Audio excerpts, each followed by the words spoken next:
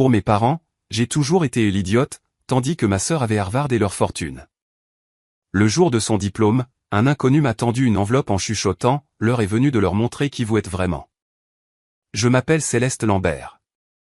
J'ai 28 ans. Pendant 20 ans, mes parents m'ont appelé la lente, tandis que ma sœur Amandine collectionnait les diplômes de HEC et les promesses d'héritage.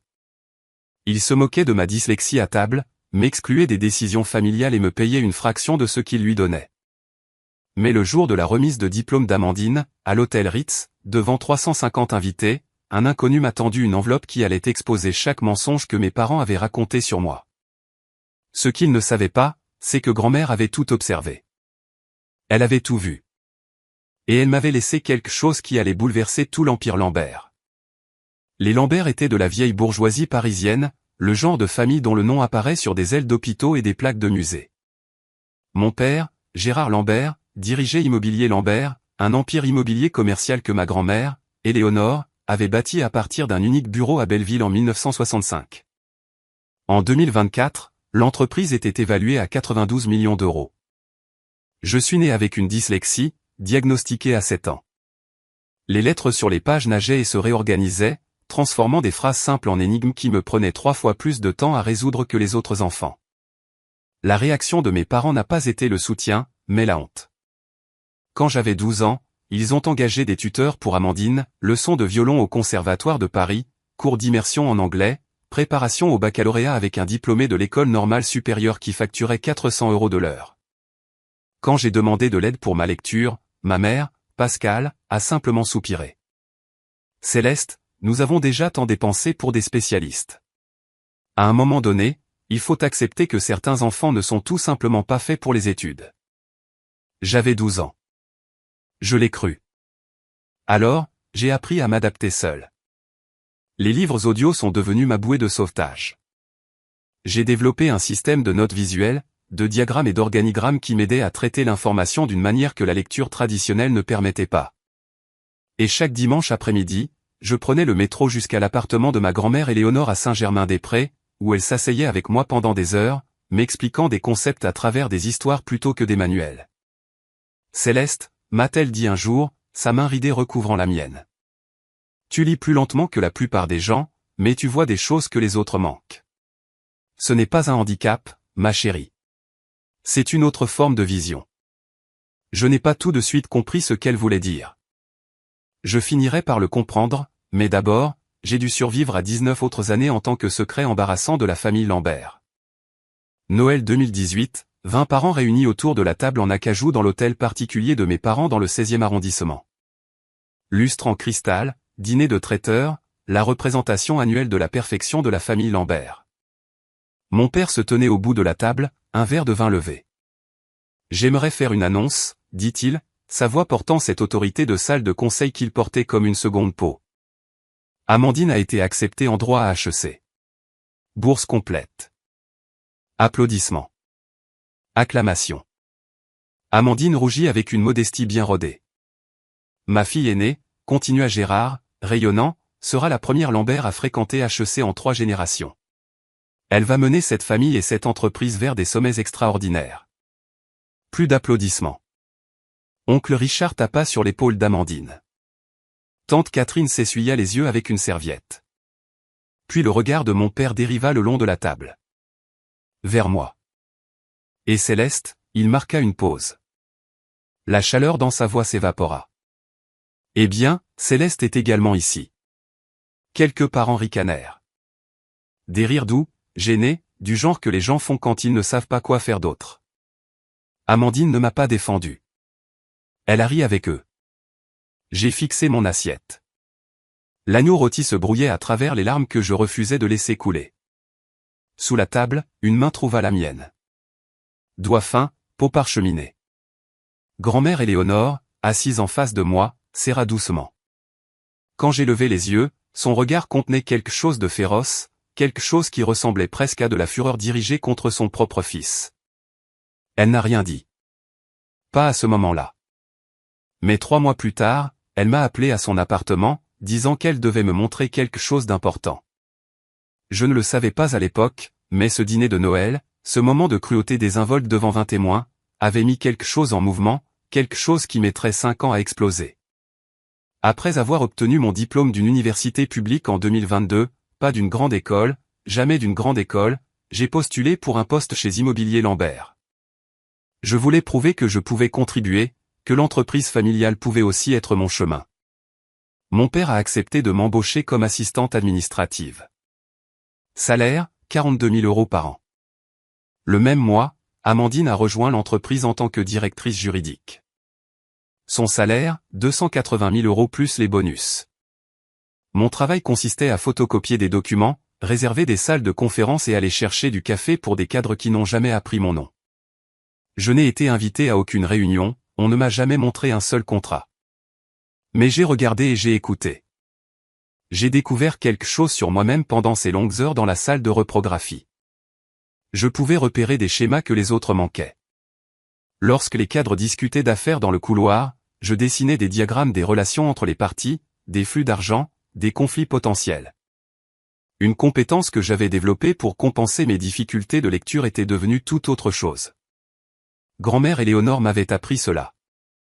Pendant ces dimanches après-midi dans son appartement, elle étalait de vieux contrats des débuts de l'entreprise et me montrait comment les lire, non pas mot par mot, mais comme des systèmes, des structures. Ton père lit les contrats comme un avocat, m'a-t-elle dit une fois en 2019, juste avant que sa santé ne commence à décliner. Il cherche ce qu'il peut exploiter. Toi, tu les lis comme une architecte. Tu vois comment toutes les pièces se connectent. Le même jour, elle m'avait tendu une petite boîte en bois, en acajou, avec des charnières en laiton. Garde ceci en sécurité, avait-elle dit. Ne l'ouvre pas encore. Quand tu en auras besoin, tu le sauras. J'avais ramené la boîte à la maison, l'avais rangée dans mon placard et avais essayé d'oublier le poids étrange de ces mots. Mars 2019, l'appartement de grand-mère Éléonore. Elle avait 82 ans alors, sa silhouette autrefois vigoureuse était devenue mince, ses cheveux argentés vaporeux contre le coussin de son fauteuil, mais ses yeux perçants et savants, n'avaient pas faibli. Assieds-toi, Céleste. Je me suis assise en face d'elle dans le salon où j'avais passé tant de dimanches après-midi.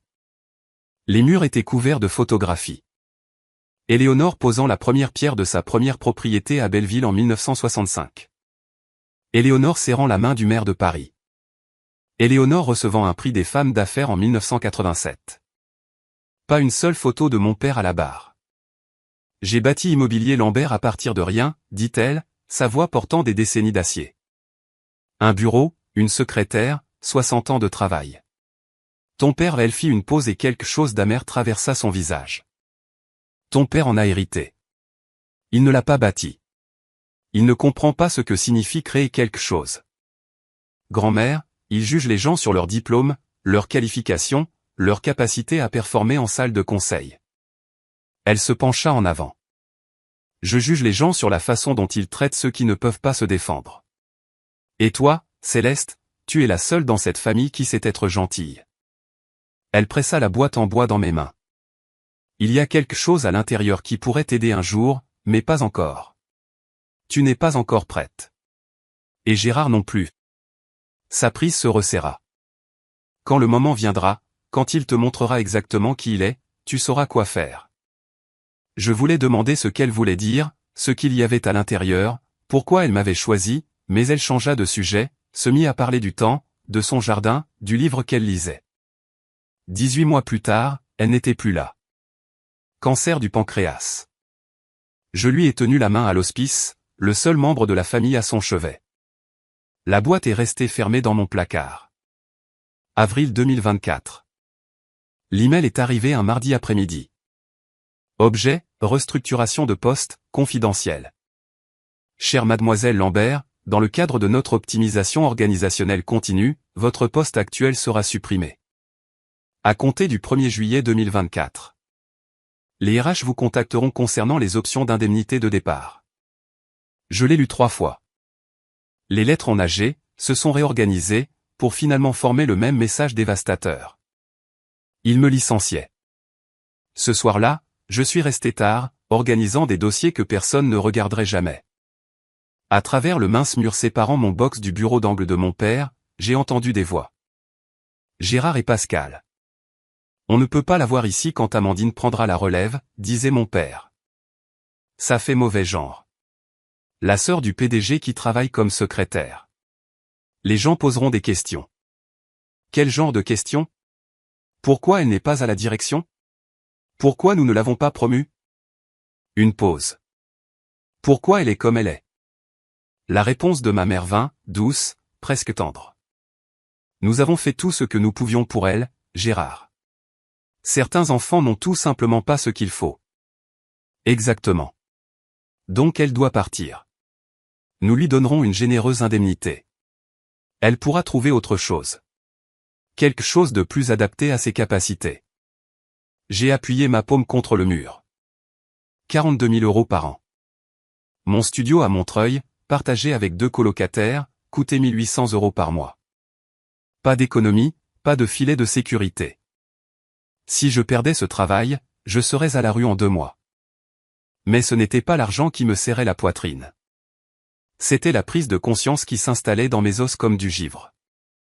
Si je les laissais faire, si j'acceptais leur version de qui j'étais, je passerais le reste de ma vie comme l'échec de la famille. Non pas parce que j'avais réellement échoué, mais parce qu'on ne m'avait jamais donné la chance de réussir. La fête de remise de diplôme d'Amandine était le lendemain. Je me demandais quelles autres annonces mon père avait prévues. 15 mai 2024, l'hôtel Ritz, grand salon. 350 invités remplissaient la salle dorée.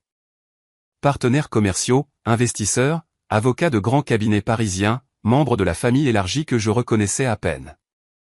Des lustres en cristal projetaient une lumière prismatique sur les nappes en soie. Un orchestre de 12 musiciens jouait du Satie dans un coin.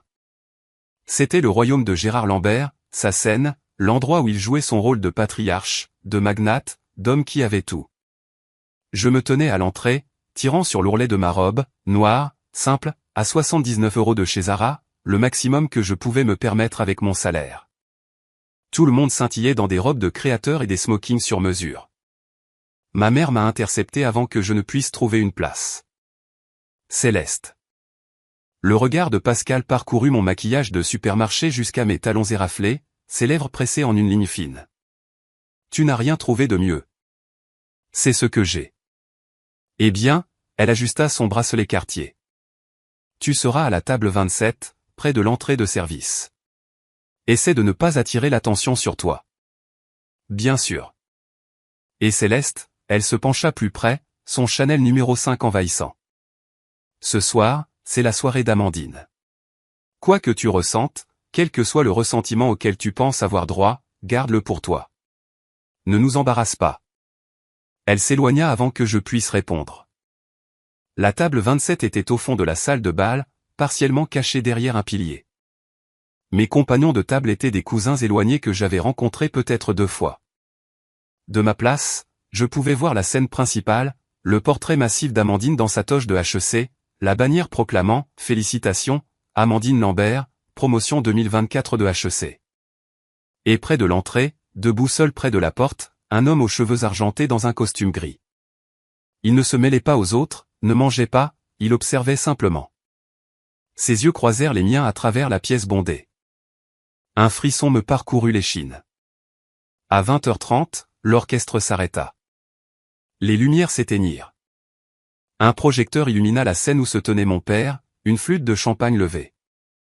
Mesdames et messieurs, merci de vous joindre à nous ce soir pour célébrer une jeune femme extraordinaire. Les applaudissements commencèrent avant même qu'il ait fini sa phrase. Amandine est sortie diplômée dans les 5% meilleurs de sa promotion de droit à HEC. Elle a effectué un stage auprès du juge Reynolds. Et le mois dernier, elle est devenue associée chez Gide Loirette Nouel en un temps record. La voix de Gérard enfla de fierté. Mais ce soir, je ne célèbre pas seulement ses réalisations. J'annonce son avenir. Amandine le rejoignit sur scène, radieuse dans une robe Valentino émeraude. Avec effet immédiat, Amandine Lambert héritera de l'intégralité de ma succession à mon décès. Cela inclut notre résidence familiale au 740 avenue Foch, actuellement évaluée à 13 millions d'euros, une Tesla Model S Plaid, plus important encore, il marqua une pause pour les faits. Le poste de PDG d'Immobilier Lambert lorsque je prendrai ma retraite. La salle explosa. Standing ovation, flash d'appareils photo. Amandine s'essuya les yeux avec une grâce théâtrale. 350 personnes célébraient, et aucune ne jeta un regard vers la table 27. La cousine à côté de moi, une femme que j'avais rencontrée à un enterrement il y a 8 ans, se pencha. « Céleste, c'est bien ça? Alors, qu'est-ce que ça signifie pour toi ?» J'ai ouvert la bouche, puis les refermé. Que pouvais-je dire? Que je venais d'être formellement effacé de ma propre famille. Que la lettre de licenciement dans ma boîte de réception n'était que le début? Que chaque peur que j'avais eue d'être sans valeur venait d'être confirmée devant tout ce qui comptait? Les applaudissements se calmèrent.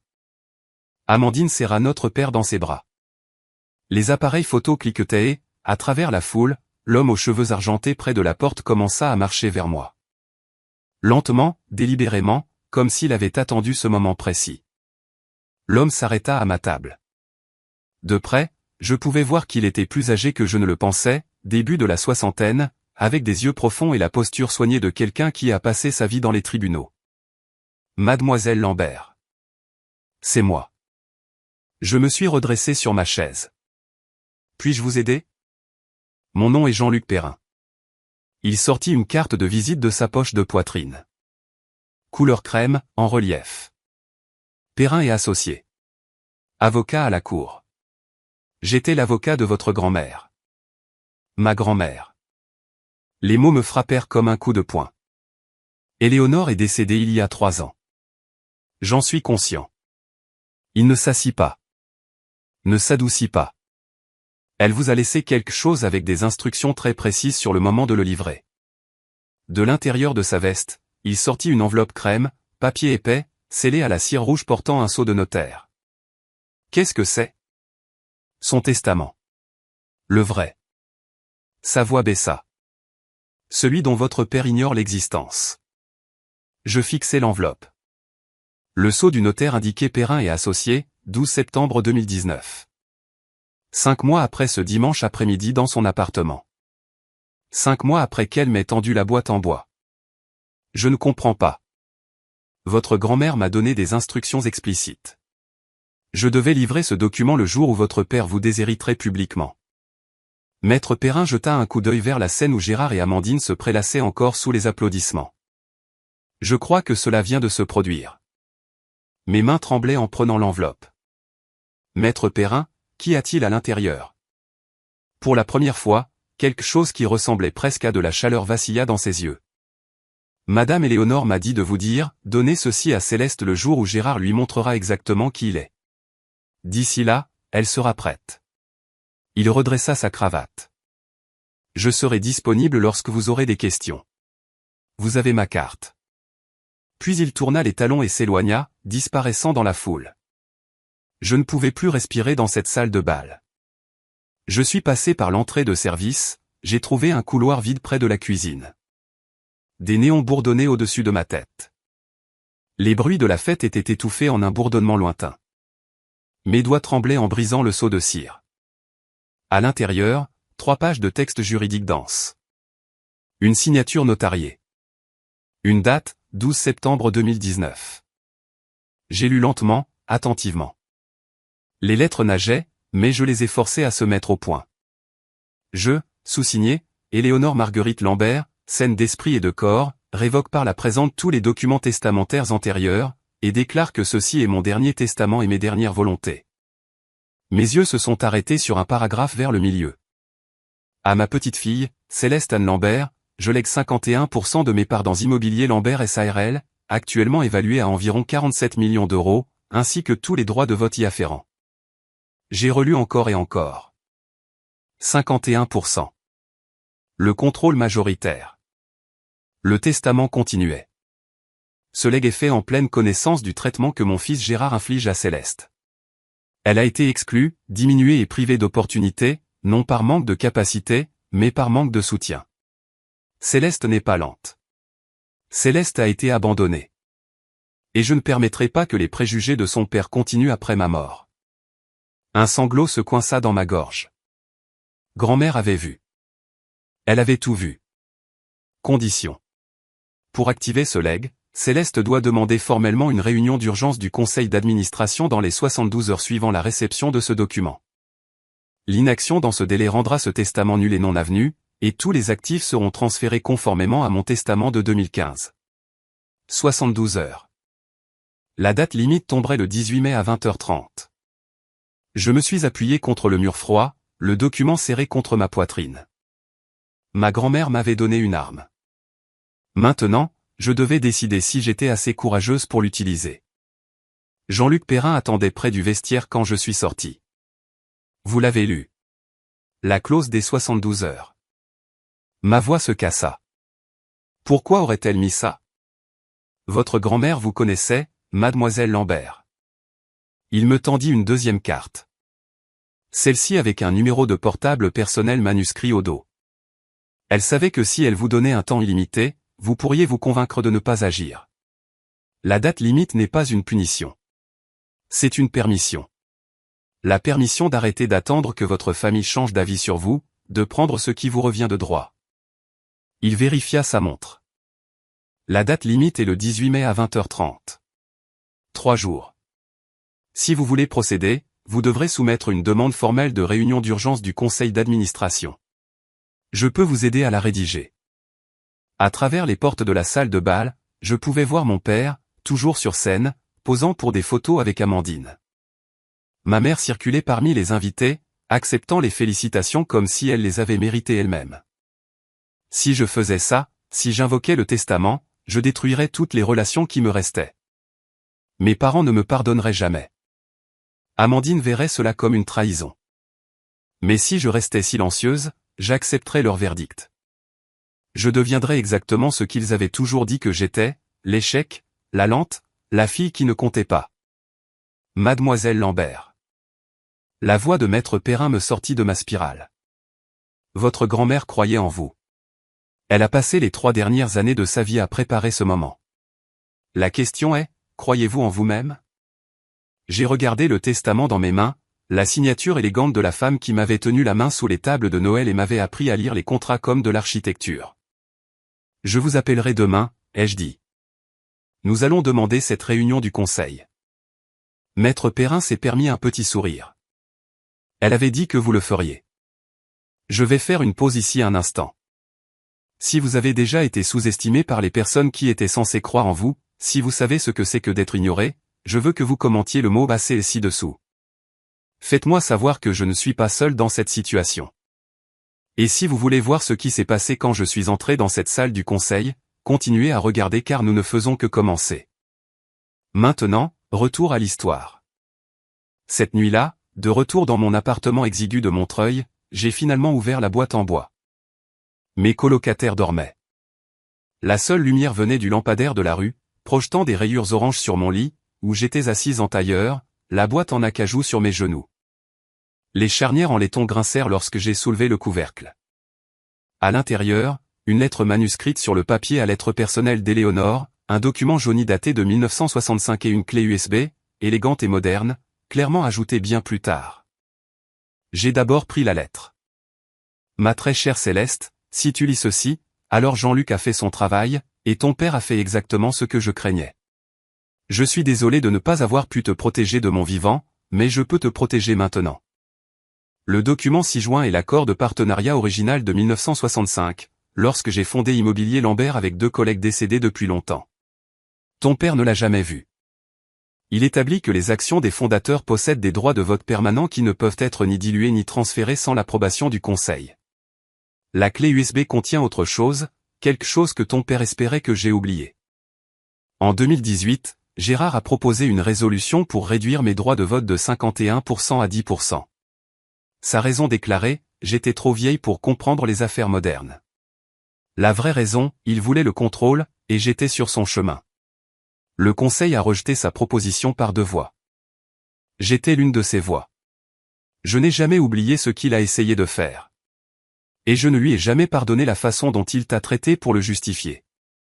Comme si te diminuer prouvait en quelque sorte que j'étais inapte. Utilise ceci avec sagesse, Céleste. Pas pour la vengeance, pour la justice. Avec tout mon amour, grand-mère Éléonore. J'ai branché la clé USB sur mon ordinateur portable. Le fichier était intitulé au procès-verbal du conseil d'administration, mars 2018. PDF. La tentative de mon père de dépouiller sa propre mère de son pouvoir, documenté, daté. 16 mai, 9h01. Marguerite Chevalier a répondu à la deuxième sonnerie. Céleste Lambert. Sa voix portait le timbre rauque de quelqu'un qui avait fumé pendant des décennies et ri encore plus longtemps. Je me demandais quand vous appelleriez. Vous savez qui je suis. Ma chérie, votre grand-mère et moi avons bâti la moitié de Belleville ensemble dans les années 70. Elle parlait constamment de vous. Une pause. Elle m'a aussi parlé du testament il y a 3 ans, juste avant de mourir. J'ai serré mon téléphone plus fort. Alors vous savez ce que je suis sur le point de faire. Je sais ce que vous envisagez de faire. Il y a une différence. Le ton de Marguerite changea. Plus tranchant maintenant, plus professionnel. Vous voulez demander une réunion d'urgence du conseil d'administration? Cela nécessite la signature de 3 membres du conseil. Je suis l'un d'eux. Il vous en faudra 2 de plus. Pouvez-vous m'aider à les trouver? Je peux faire mieux que ça.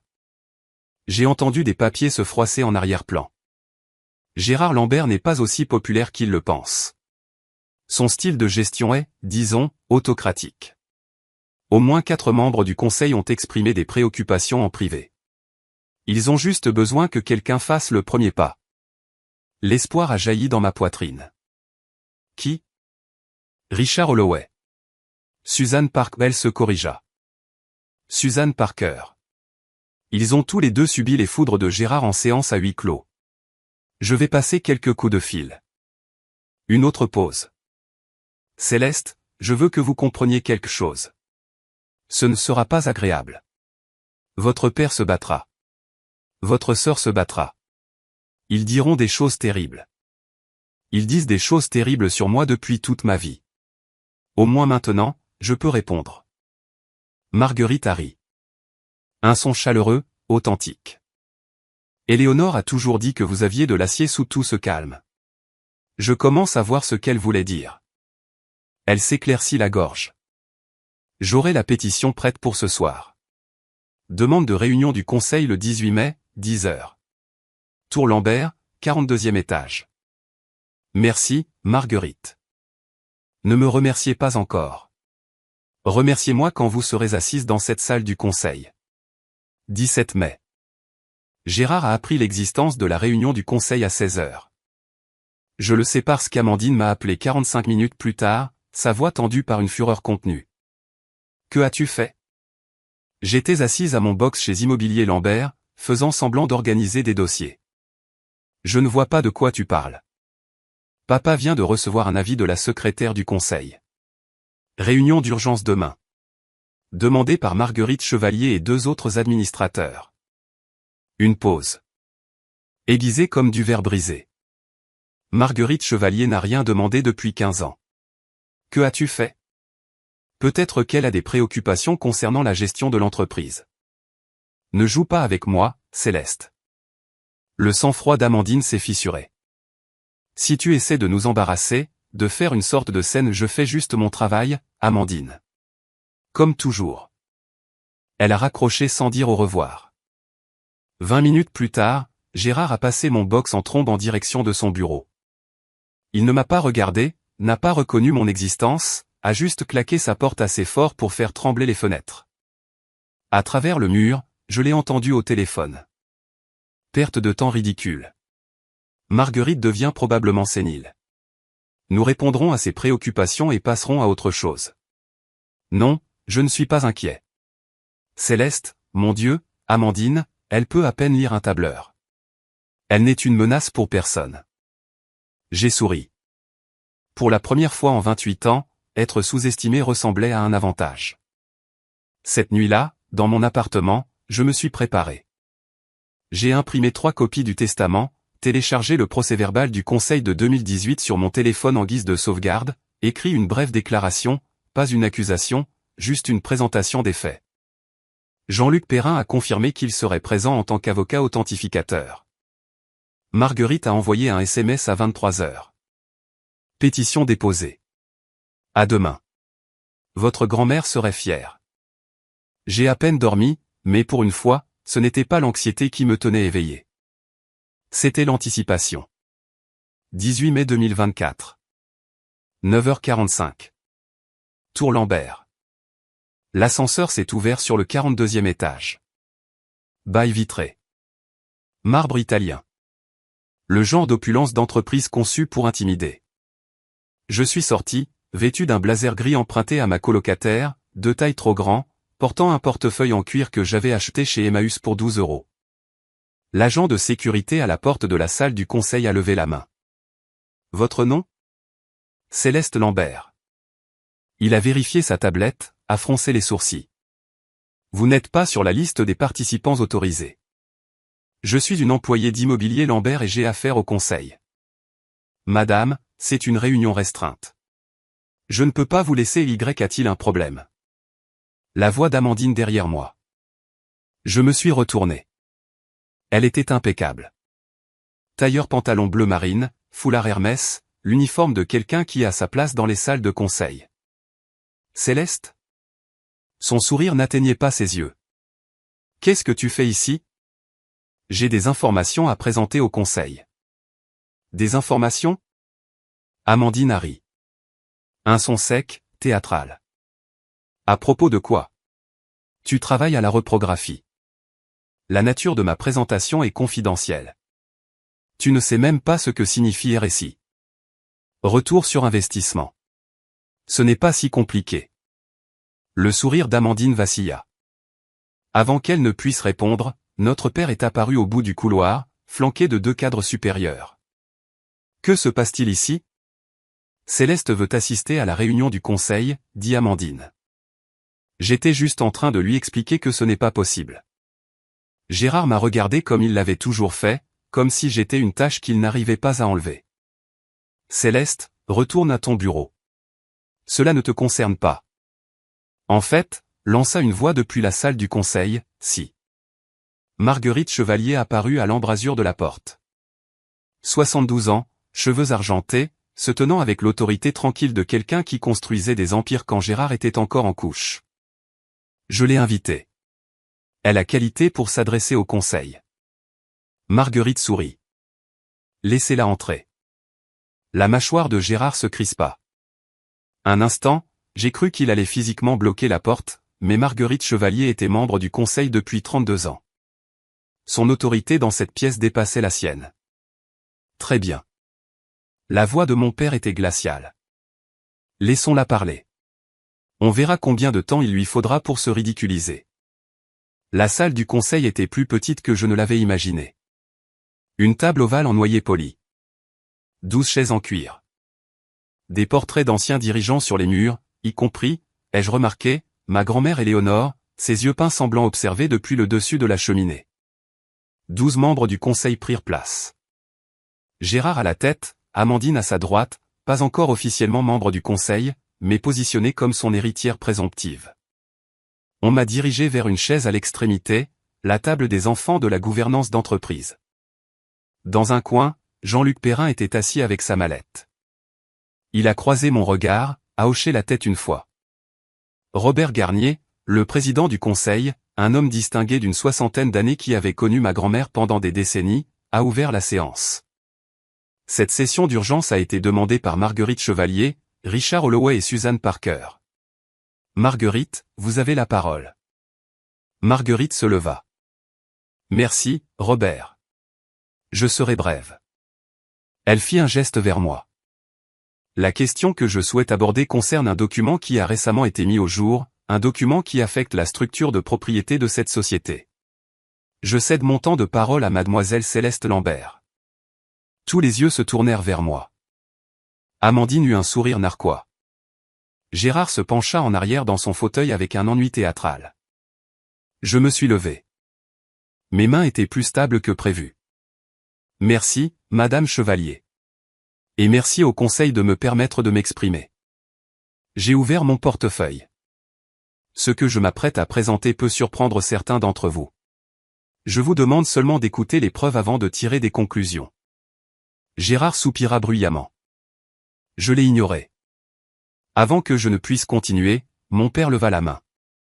Je suis désolé, Robert, mais avant que nous ne perdions le temps précieux du conseil, Gérard se leva, boutonnant sa veste avec une lenteur délibérée. Je dois fournir un certain contexte. Gérard commença Marguerite. Céleste est ma fille. Sa voix portait cette chaleur condescendante qu'il utilisait avec les clients difficiles. Et je l'aime, mais elle n'est pas qualifiée pour s'adresser à ce conseil sur quelque sujet d'affaires que ce soit. Elle occupe un poste administratif. Elle n'a aucune formation juridique, aucune expérience financière, aucune expérience stratégique. Amandine intervint, son ton dégoulinant de fausse sympathie. Céleste est également dyslexique. Elle a des difficultés à lire. Nous avons essayé de la soutenir, mais elle haussa élégamment les épaules. Certaines limites ne peuvent être surmontées par le seul effort. Quelques membres du conseil se sont agités, mal à l'aise. Ce que nous voyons ici, continua Gérard, est une jeune femme troublée qui cherche à se faire remarquer, peut-être en raison de l'annonce faite à la fête de remise de diplôme d'Amandine. La jalousie fraternelle est de Monsieur Lambert. La voix de Robert Garnier coupa net, comme un coup de marteau. Vous aurez l'occasion de répondre, mais mademoiselle Lambert a demandé ce temps de parole, et elle a le droit de l'utiliser. Gérard s'assit. Son expression promettait des conséquences. Amandine a croisé mon regard et a articulé en silence, tu te ridiculises. Je les ai regardés tous les deux, mon père, ma sœur, et j'ai senti quelque chose changer en moi. Pas de la colère, quelque chose de plus froid, de plus clair. Ils n'essayaient pas de me protéger. Ils n'essayaient même pas de protéger l'entreprise. Ils essayaient de protéger leur version de l'histoire, la version où je n'étais rien. Merci, monsieur Garnier. J'ai sorti le document de mon portefeuille. Je ne discuterai pas de ma capacité de lecture aujourd'hui. Je discuterai de ceci.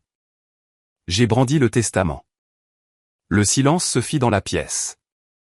Ceci est le dernier testament et les dernières volontés d'Éléonore Marguerite Lambert, fondatrice de cette société, notariée le 12 septembre 2019. Le visage de Gérard perdit toute couleur. C'est impossible.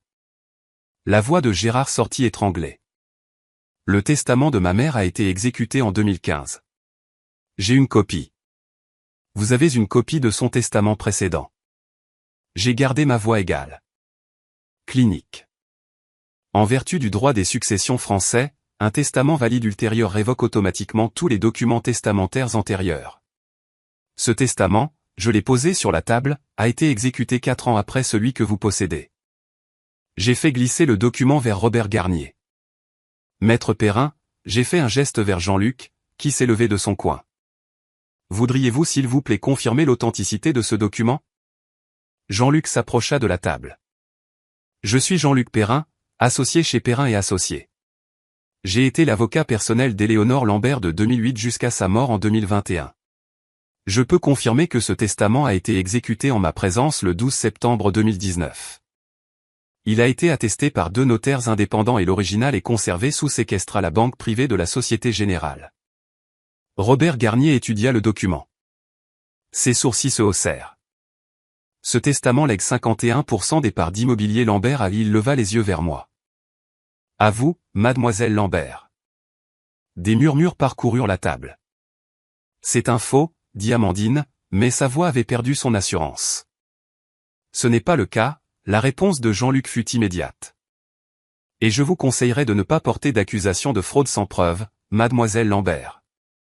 La réputation de Perrin et Associés parle d'elle-même. Gérard frappa la table de sa paume. C'est absurde. Ma mère était malade. Elle était manipulée. Manipulée?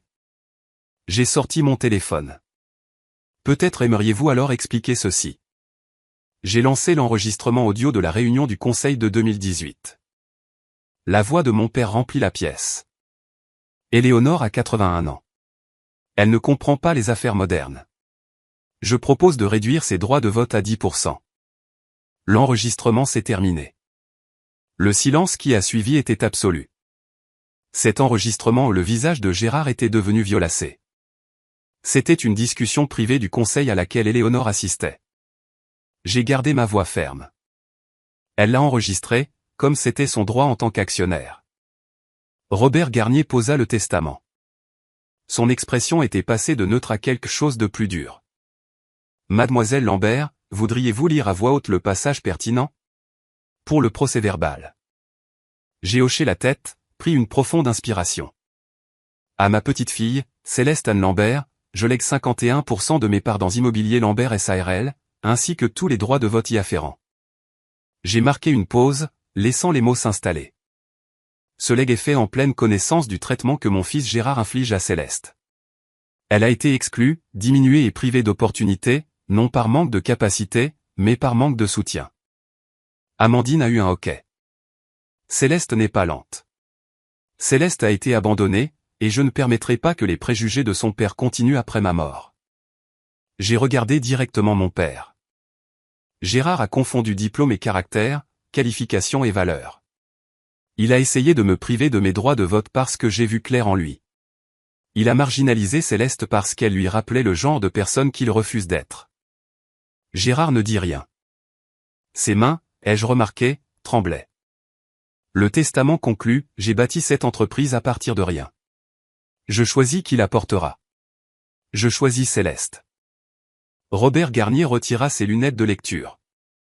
Jean-Luc, vous pouvez confirmer que ce document est juridiquement contraignant.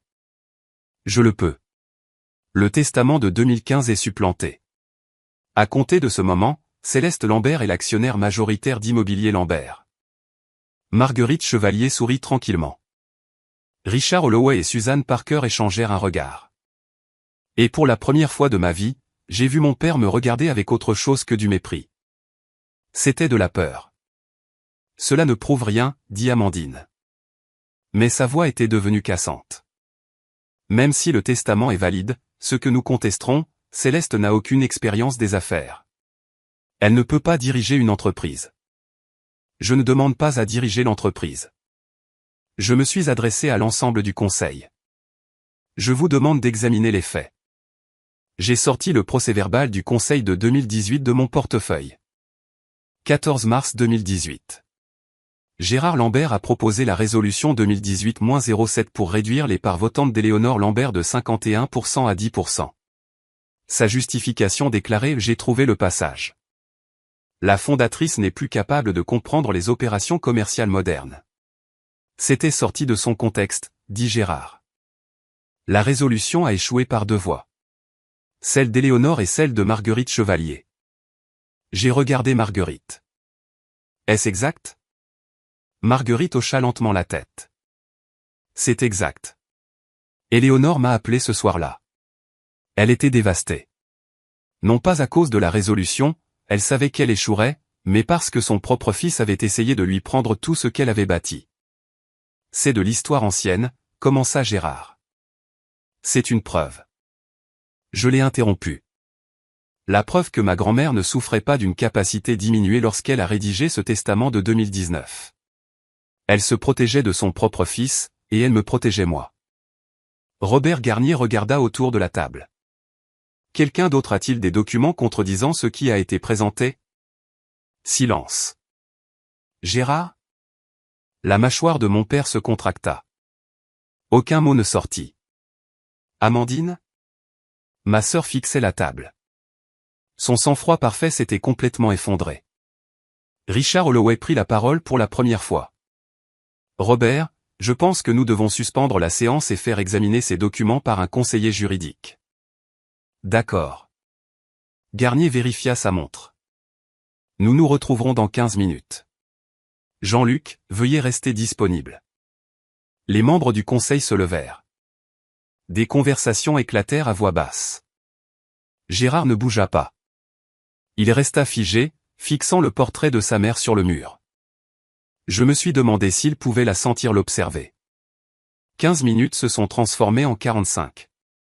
Le conseiller juridique du conseil, un homme mince nommé Patterson, que je n'avais jamais rencontré, a passé tout ce temps au téléphone avec Perrin et Associés, la banque privée de la Société Générale et les archives du tribunal de Paris. Je suis resté seul au bout de la table. Jean-Luc Perrin m'a apporté un verre d'eau. Marguerite Chevalier m'a tapoté l'épaule en passant. Gérard et Amandine se sont blottis dans un coin, leur dispute chuchotée devenant de plus en plus animée. Finalement, Patterson est retourné à la table et a murmuré à l'oreille de Robert Garnier.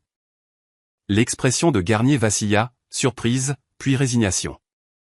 Veuillez reprendre vos places. Les membres du conseil retournèrent à leurs chaises. La tension dans la pièce s'était cristallisée en quelque chose de fragile. Notre conseiller juridique a confirmé ce qui suit, lut Garnier sur ses notes. Le testament présenté par mademoiselle Lambert est valide en vertu du droit français. Il supplante tous les documents testamentaires antérieurs. Avec effet immédiat, Céleste Anne Lambert détient 51% des parts d'immobilier Lambert. Quelqu'un inspira brusquement. De plus, continua Garnier, en tant qu'actionnaire majoritaire, mademoiselle Lambert a le droit de proposer des motions au Conseil, y compris sur des questions relatives à la direction exécutive. Il me regarda. Mademoiselle Lambert, avez-vous des motions que vous souhaitez présenter? Je me suis levé. Mon cœur battait la chamade, mais ma voix resta ferme. J'ai une motion. Gérard se leva de son siège. Robert, c'est là, asseyez-vous, Gérard. La voix de Garnier avait une fermeté inattendue. Mademoiselle Lambert a la parole. Gérard s'assit. Son visage était devenu gris. J'ai regardé autour de la table, ces 12 personnes qui, jusqu'à une heure auparavant, ne m'avaient jamais considéré comme capable de quoi que ce soit. Maintenant, ils attendaient ma décision. Le pouvoir de détruire la carrière de mon père était entre mes mains. J'ai pensé à ce que ma grand-mère aurait voulu. Et j'ai fait mon choix. Je ne propose pas de révoquer Gérard Lambert de son poste de PDG. La tension dans la pièce changea. La tête d'Amandine se releva brusquement. Même Marguerite semblait surprise. Ce que je propose, continuai-je, c'est un vote de confiance. Le Conseil décidera si Gérard Lambert conserve sa confiance en tant que PDG d'Immobilier Lambert. Si la majorité vote contre la confiance, il démissionne. Si la majorité vote la confiance, je n'interférerai pas avec la direction opérationnelle pendant mon mandat d'actionnaire majoritaire. C'est absurde, Amandine se leva. Tu transformes ça en spectacle, en fantasme de vengeance. Non. J'ai croisé son regard. C'est de la gouvernance d'entreprise. Le même processus qui existe dans toute entreprise bien gérée. Le même processus que grand-mère Éléonore a établi dans nos statuts il y a 40 ans. J'ai marqué une pause. Si papa a la confiance du conseil, il n'a rien à craindre. Robert Garnier m'étudia un long moment. Quelque chose comme du respect vacilla dans son expression. Y a-t-il une seconde pour cette motion? Je seconde. Marguerite Chevalier n'hésita pas. Alors, nous voterons. Tous ceux qui expriment leur confiance en Gérard Lambert en tant que PDG, levez la main. 4 mains se levèrent. Les alliés de Gérard. Des gens qui devaient leur siège au Conseil à ses recommandations. Tous ceux qui expriment leur non-confiance. 7 mains se levèrent. Robert Garnier compta 2 fois. Puis il posa son stylo. La motion est adoptée par 7 voix contre 4, avec une abstention. Il se tourna vers Gérard. Monsieur Lambert. Le Conseil a voté la non-confiance. Conformément à l'article 14.3 de nos statuts, vous avez 30 jours pour présenter votre démission. Gérard ne dit rien. Il se leva, me regarda. Me regarda vraiment. Pour ce qui était peut-être la première fois de ma vie. Je m'attendais à de la rage, de la haine, des menaces. Ce que j'ai vu était pire. La reconnaissance. La compréhension qu'il m'avait si complètement sous-estimé qu'il avait tout perdu. Il est sorti sans un mot. Je sais ce que certains d'entre vous pensent en ce moment. Pourquoi ne l'a-t-elle pas simplement renvoyé? Pourquoi lui donner une chance de garder son emploi? Parce que la vengeance n'est pas la justice. Parce que détruire quelqu'un n'efface pas ce qu'il vous a fait. Et parce que ma grand-mère ne m'a pas élevé pour être cruelle, elle m'a élevé pour être juste. Si cela résonne en vous, cliquez sur j'aime, abonnez-vous, activez les notifications, car l'histoire n'est pas terminée. Loin de là. Maintenant, retour à ce qui s'est passé après que la salle du conseil se soit vidée. Gérard m'a rattrapé dans le couloir privé à l'extérieur de la salle du conseil. Pascal était avec lui. Quelqu'un devait l'avoir appelé pendant la suspension de séance. Son visage était strié de larmes, le mascara coulant sur ses joues. Toi. La voix de Gérard était à peine contrôlée. Toi, ingrate, intrigante Gérard. Pascal posa une main sur son bras. Pas ici. Pas ici? Elle vient de détruire notre famille devant 12 personnes. Je suis resté ferme. Je n'ai rien détruit. J'ai dit la vérité. La vérité? Gérard rit amèrement. Ta grand-mère a été manipulée. Cet avocat, Perrin, il a dû grand-mère Éléonore a écrit ce testament 5 mois après que tu aies essayé de la priver de son pouvoir parce qu'elle a vu exactement qui tu es. Ma voix ne vacilla pas. Tu n'as pas perdu parce que je t'ai trahi. Tu as perdu parce que tu l'as trahi, elle. Pascal s'avança. Céleste, ma chérie, tu dois comprendre. Nous essayons de te protéger. Tu as toujours eu des difficultés. Nous ne voulions pas te mettre la pression et vous ne m'avez pas protégé. Vous m'avez effacé. 28 ans de silence se sont cristallisés en mots. Chaque dîner de Noël, chaque photo de famille, chaque conversation où vous parliez des réussites d'Amandine et prétendiez que je n'existais pas. Ce n'était pas de la protection. C'était de l'abandon. Ce n'est pas juste. Tu as raison. Ce n'était pas juste. J'ai croisé le regard de ma mère. J'ai passé toute ma vie à essayer de prouver que j'étais digne de cette famille. J'ai fini de prouver. Les documents parlent d'eux-mêmes. Gérard m'a attrapé le bras. Ce n'est pas fini. Nous allons contester ce testament. Vous perdrez. Et vous le savez. Parce que grand-mère Éléonore a prévu toutes les éventualités, y compris celle-ci. Je me suis dirigé vers l'ascenseur. Derrière moi, j'ai entendu la voix de ma mère. Céleste, attends. Je n'ai pas attendu. Pour la première fois de ma vie, je n'avais pas besoin de leur permission pour partir. Les portes de l'ascenseur se sont refermées sur les visages de mes parents. Je me suis appuyé contre la paroi en acier brossé, me permettant enfin de respirer. L'adrénaline qui m'avait porté pendant les 2 dernières heures a commencé à refluer, laissant quelque chose d'inattendu dans son sillage. Pas le triomphe, pas la satisfaction. Le deuil. Je venais de couper 28 ans d'espoir que les choses changent, de croyance que si j'étais assez patiente, assez silencieuse, assez bonne, mes parents finiraient par me voir, m'aimer comme ils aimaient Amandine. Cet espoir était mort maintenant. Je l'avais tué moi-même. L'ascenseur a descendu 42 étages. Au moment où il a atteint le hall, j'avais essuyé mes yeux et redressé mon blazer emprunté. Jean-Luc Perrin attendait près du bureau de la sécurité. C'était il chercha le mot. Remarquable. C'était nécessaire. Votre grand-mère serait d'accord. Il s'est mis à marcher à côté de moi alors que je me dirigeais vers la sortie. Que se passe-t-il maintenant? Maintenant, je rentre chez moi, je dors, j'essaie de comprendre à quoi ressemble ma vie sans la famille que je pensais avoir. Et l'entreprise. Je ne veux pas être PDG. Je ne l'ai jamais voulu. Nous nous sommes arrêtés aux portes tournantes. Je veux juste que l'entreprise que ma grand-mère a bâtie soit dirigée par des gens qui s'en soucient vraiment, pas par des gens qui la voient comme leur héritage personnel. Maître Perrin hocha lentement la tête.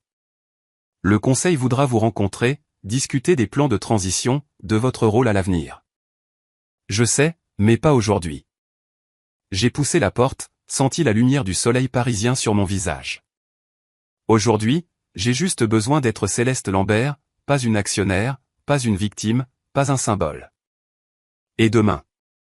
J'ai regardé la tour Lambert, 42 étages de verre et d'acier portant le nom de ma famille. Demain, je commence à construire quelque chose de nouveau. 19 mai 2024. Gérard Lambert a signé sa lettre de démission à 16 heures. Je n'étais pas là. Je l'ai appris par un email de Robert Garnier. Mademoiselle Lambert, votre père a présenté sa démission effective au 15 juin 2024. Le conseil m'a nommé PDG par intérim pendant que nous menons une recherche pour une direction permanente. De plus, le conseil a voté pour vous offrir un poste officiel, conseillère stratégique auprès du conseil. Ce rôle vous permettrait de participer aux décisions majeures pendant que vous déterminez votre relation à long terme avec l'entreprise. Veuillez me faire part de vos réflexions. Cordialement, Robert Garnier. J'ai lu l'email 3 fois. Par habitude. Puis je l'ai transféré à Jean-Luc Perrin pour examen.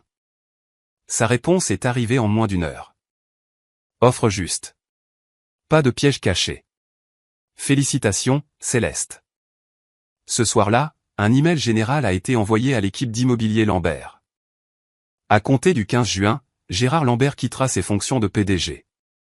Robert Garnier assurera l'intérim. De plus, le conseil accueille Céleste Lambert en tant que conseillère stratégique en sa qualité d'actionnaire majoritaire. Nous remercions Gérard pour ses années de service et lui souhaitons le meilleur pour l'avenir. Mon téléphone a vibré de messages. Des collègues avec qui j'avais travaillé pendant 2 ans, des gens qui n'avaient jamais appris mon nom, voulaient soudainement prendre un café, renouer le contact, prendre des nouvelles. J'ai ignoré la plupart d'entre eux. Mais un message s'est démarqué, celui de Patricia Moral, une assistante de direction qui avait commencé dans l'entreprise en 1987, qui avait travaillé directement avec ma grand-mère. Céleste, Éléonore parlait constamment de vous. Elle disait que vous voyiez des choses que les autres manquaient. Je n'ai jamais compris ce qu'elle voulait dire jusqu'à aujourd'hui. Bienvenue dans la salle du conseil. Elle serait si fière. J'ai sauvegardé ce message. Certaines validations ne viennent pas de la famille. Parfois, c'est mieux ainsi. Une semaine plus tard, l'histoire est devenue publique. Les Échos, révolution chez Immobilier Lambert. La petite fille de la fondatrice prend le contrôle après la découverte d'un testament secret. L'article ne me nommait pas directement. Les lois sur la confidentialité des entreprises l'empêchaient, mais quiconque dans le milieu de l'immobilier parisien savait exactement de qui il s'agissait. Dans un retournement de situation spectaculaire, l'héritier présomptif de l'empire immobilier Lambert a été supplanté par un membre de la famille jusqu'alors inconnu. Des sources proches du conseil décrivent la transition comme attendue depuis longtemps et citent des préoccupations concernant le style de gestion de l'ancien PDG. Gérard et Pascal ont annulé leur apparition au gala du musée d'Orsay. Pour des raisons de santé, selon leur attaché de presse. 3 partenaires d'investissement ont demandé des réunions avec moi personnellement, pas avec mon père, pas avec le conseil, mais avec moi. 2 d'entre eux, après une conversation d'1 heure chacun, ont confirmé qu'ils poursuivraient leur relation avec Immobilier Lambert. Nous avions des préoccupations concernant la direction de Gérard depuis des années, a admis l'un d'eux. Votre grand-mère a bâti quelque chose de spécial. C'est bon de voir sa vision protégée. Les retombées sociales se sont propagées. Les amis de mes parents se sont soudain souvenus d'engagements antérieurs. Les invitations à des événements caritatifs se sont taries. Le nom Lambert, qui avait autrefois ouvert toutes les portes du 16e arrondissement, portait désormais un astérisque. Je n'ai pas célébré leur humiliation, mais je ne l'ai pas pleuré non plus. Marguerite Chevalier m'a appelé un samedi matin. Comment tenez-vous le coup? Je ne sais pas encore. Demandez-moi dans 6 mois. C'est juste. Une pause. Éléonore aurait géré ça exactement de la même manière. Vous savez, le vote de confiance au lieu du licenciement, lui donnait une chance qu'il ne méritait pas. Elle rit doucement. Elle disait toujours que la miséricorde était le pouvoir ultime. J'ai longuement réfléchi à cela après que nous ayons raccroché. La miséricorde n'était pas de la faiblesse. La miséricorde était un choix. Et pour la première fois, le choix avait été le mien. 8 juin 2024. 3 semaines après la réunion du conseil, mon téléphone a sonné à 14 heures. Céleste. La voix de ma mère semblait plus faible que je ne l'avais jamais entendue. Pouvons-nous parler? Juste nous deux. J'ai accepté de la rencontrer dans un café du Marais. Territoire neutre. Aucune chance que Gérard n'apparaisse avec des avocats. Pascal était déjà là quand je suis arrivé. Elle semblait plus âgée, d'une certaine manière. Le maquillage soigné ne pouvait cacher l'épuisement en dessous. Merci d'être venu. Elle enroula ses mains autour d'une tasse qu'elle n'avait pas touchée. Je sais que je ne le mérite pas. Que veux-tu, maman? M'excuser. Le mot sortit, fissuré. Pour tout. Pour la façon dont nous t'avons traité. Pour les choses que nous avons dites. Pour les choses que nous n'avons pas dites. T'excuses-tu parce que tu es désolé ou parce que tout a changé? Elle tressaillit. La question flotta entre nous comme de la fumée. Les deux, admit-elle finalement. J'ai honte de le dire, mais les deux. Ses yeux s'embuèrent. J'étais tellement concentré sur le succès d'Amandine, sur le maintien des apparences. Je me disais que nous te protégions des attentes que tu ne pouvais pas satisfaire. Mais c'était un mensonge.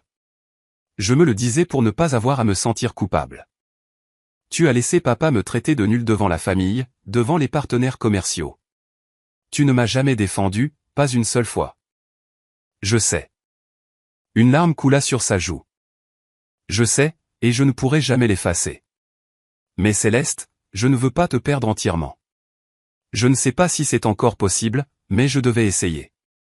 J'ai regardé cette femme qui avait été ma mère pendant 28 ans, qui avait tressé mes cheveux quand j'étais enfant et oublié mon anniversaire à l'âge adulte. Je ne peux pas prétendre que les 20 dernières années n'ont pas eu lieu, dis-je lentement. Mais je suis prête à essayer de construire quelque chose de nouveau, quelque chose d'honnête. Elle hocha la tête, incapable de parler. Ce n'était pas le pardon, mais c'était un début. Août 2024. 2 mois plus tard, Amandine a appelé alors que je me promenais dans le jardin du Luxembourg. J'ai failli ne pas répondre. Céleste, je sais que je n'ai aucun droit de demander, mais pouvons-nous nous voir? Il y a quelque chose que je dois te dire. Nous nous sommes assises sur un banc près de la fontaine Médicis. La chaleur d'où pesait comme un poids. Amandine avait l'air différente. L'armure de perfection qu'elle avait portée toute sa vie s'était fissurée. Des cernes sous les yeux, les cheveux attachés négligemment. Je suis en thérapie, dit-elle sans préambule. Depuis mai. 3 fois par semaine. C'est bien. C'est brutal. Elle rit sans humour. Il s'avère qu'être l'enfant prodige n'est pas vraiment un cadeau. C'est une autre sorte de cage. J'ai attendu. Papa attendait de moi que je sois parfaite. Chaque note, chaque réussite, chaque prix n'était jamais assez. C'était juste la base pour la suite. Elle fixa la fontaine. Et la façon dont il te traitait, je me disais que c'était juste comme ça. Que tu étais différente. Que je te protégeais en ne les défiant pas. Tu ne me protégeais pas. Non, je me protégeais moi-même, parce que si je te défendais, je devenais aussi une cible. Elle me regarda enfin. Ce n'est pas une excuse. C'est juste la vérité. Que attends-tu de moi, Amandine? Rien. Je ne mérite rien. Sa voix se cassa. Je voulais juste que tu saches. Je te vois maintenant. Vraiment. Et je suis désolé de ne pas avoir regardé plus tôt. Nous sommes restés assises en silence. 2 sœurs qui avaient grandi dans la même maison comme des étrangères. Je ne peux pas revenir à ce qu'étaient les choses, dis-je finalement. Mais je ne suis pas intéressé à rester ennemi non plus. Peut-être qu'on peut recommencer à zéro. Les yeux d'Amandine se remplirent de larmes.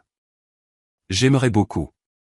Ce n'était pas la relation fraternelle que j'avais voulu enfant, mais peut-être que cela pourrait devenir quelque chose de réel. Novembre 2024.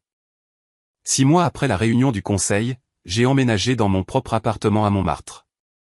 Un 2 pièces, immeuble ancien, avec une vue sur les toits de Paris, non loin de l'endroit où ma grand-mère avait ouvert son premier bureau en 1965. Le loyer était plus élevé que tout ce que j'avais jamais payé, mais je pouvais me le permettre maintenant. Mon nouveau salaire en tant que directrice du développement durable chez Immobilier Lambert, 185 000 € par an, plus les dividendes de mes actions.